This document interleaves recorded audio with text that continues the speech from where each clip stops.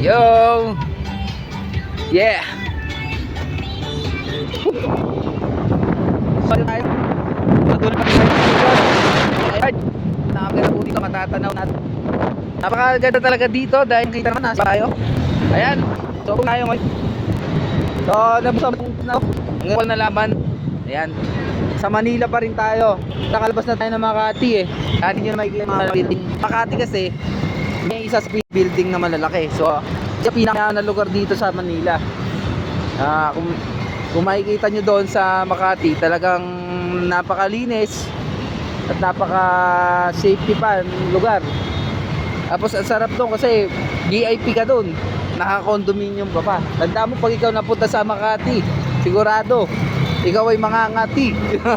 De biro lang. So yan, sakay tayo ngayon dito. Nakalabas ulo natin.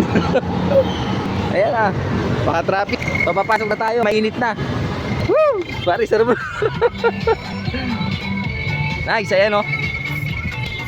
Napakaganda, napakalupit, napakuma. Grabe. Grabe, grabe. Napakaganda ng sasakyan na to. Siguro, pag tayo natuloy sa Taiwan, magninegosyo tayo, palalaguin natin pera natin para makabili tayo ng sarili nating airport. Yan. Yan. Yan, bibidyo tayo ulit sa labas, titignan natin. Woo!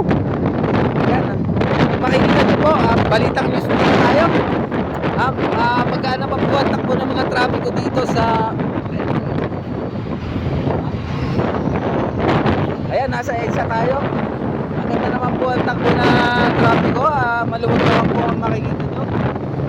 So, tingnan muna tayo, newscaster, at titignan natin yung mga malabas dito sa EDSA. Makikita nyo, mabilis po at natin. Wala po natin natin. Ay, wala lang. Diretso lang po ang natin. Kaya po, ang sarap dito. Mahangin. Ang maganda, ang sikat ng araw. Kung naman ang treno, mapupugutan ka ng ulo. Ayan, nakakita po tayo. Ayan. Ayan. Naiiyak na po.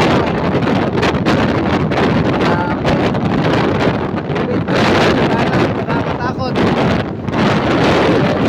Nakita na po ang lahat. Ayan na po ang pinaka.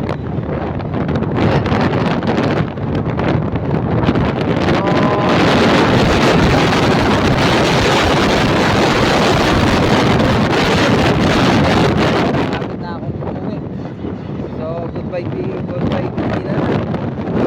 Parang nakikita ko na yung sasakyang kumbas ah.